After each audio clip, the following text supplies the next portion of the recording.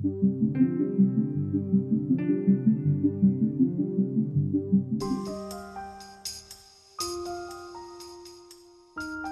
overall goal of our work is to look at factors that help or harm the brain. So we all have a brain. We're all worried about what we can do best to improve our education or improve our health. And so we do a whole range of imaging projects that look at factors that help the brain, such as exercise and cardiovascular fitness, what types of things we should do to improve our brain, and also how diseases affect the brain. So we have a lot of projects looking at Alzheimer's, schizophrenia, and HIV, and understanding how those affect the brain too. Some of the biggest questions of our time are how you treat disease. If you see a terrible disease such as cancer or Alzheimer's disease, what are the ways of seeing whether treatments are working? And imaging, which is an area that NIBIB invests a great deal in, is really a good record of whether treatments are working. We're all familiar with going to the doctor and being told we're getting better or getting worse, but imaging really gives you a physical picture of what's going on. So that's an exciting area to study. There's a really new type of imaging called diffusion MRI, and it basically looks at the wiring of the brain. And so if you were flying over Los Angeles or over Bethesda, you'd see a whole lot of freeways, and you could probably guess what was going on down below. If you were on the ground, you could see the functions of the different freeways and the different stores. This imaging takes us from a sort of bird's eye view right down to the ground, where you can see all of the physical connections between the axons. And a lot of diseases disrupt those connections. So neurogenetic disorders of childhood, there's often disruptions in the migration of fibers, and we can see those. And diseases such as Alzheimer's disease, there's a loss of connections. So we're often able to reconstruct which parts of the brain are going wrong and look at some of the therapies that are able to help them. All over the world, people are scanning people's brains right now. So if we were to plan a project that scanned thousands or tens of thousands of people, it'd be very costly. And so one of the ways that we save money is we work with people around the world. And one project we do called Enigma, we collect data from 125 sites around the world, and they've been scanning people with schizophrenia, bipolar illness, or depression. And we try and put together a detailed picture of what those illnesses do to the brain. And so it's actually quite an interesting project. All of these things were begun independently, and all the data is coming to our lab. We're able to say which parts of the brain are affected by the diseases and which treatments help. We're all pretty unique, so even if we have an average picture of Alzheimer's disease, for example, it'll just show you the typical way it spreads in the brain.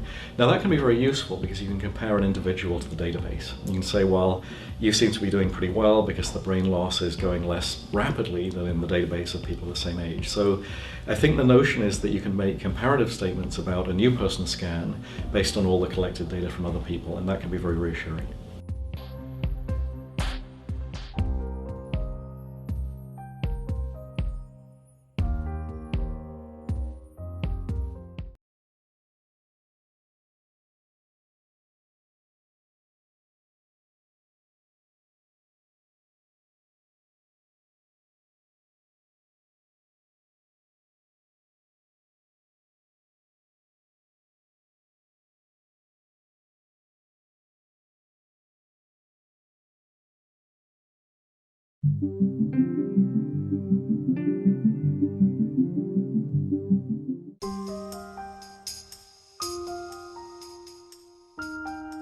Exercise is interesting in terms of effects on the brain because it works in about 4 or 5 different ways. One of the most obvious ways is blood flow. And so if you get your heart working, your brain's going to be filled with oxygen-rich blood and nutrients. So that's the main way that we thought it helps.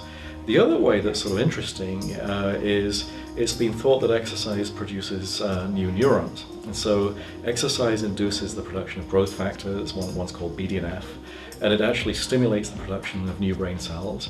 Now, when I was in school 20 years ago, we were told you can't get any new brain cells. So when you're born, that's your lot. You're not going to make any more. But more recently, we found that exercise is a really good way of stimulating brain cell production. And some of these are functional. And so just this notion that something that you can do can generate new brain cells is a really great thing to think about. So we were wondering why exercise helps the brain. And one theory is it just reduces stress. So maybe it's not that your blood is coming to the brain, maybe you're less stressed, and then, and that was something that imaging allowed us to test. And so we scanned a whole lot of people with high cortisol levels. So if you're stressed, if you're you're angry about something, or even if you're stuck in traffic, your cortisol levels can be very high. One of the things we found is that the people with high cortisol levels lost brain tissue faster. Well, that's a serious problem. So as soon as you know that's true, you can look at ways of reducing your cortisol. And so that's a very easy thing to do. I mean, we can get less stressed by exercising, walking, taking breaks. And so imaging established a physical connection between something in your blood, the cortisol that's a sign of stress, and actual physical changes in the brain. That's very useful to know. Take care of your brain, and there's a lot of ways we know that you can take care of your brain. You can eat a good diet, you can exercise, you can reduce stress, you can make sure you're well educated. And these things just build up a sort of mental bank account for the future. And so even though it seems like work is hard, I mean, you're building a store of brain connections that you'll need for the rest of your life. So these are practical messages that we've learned from imaging a lot of people. So.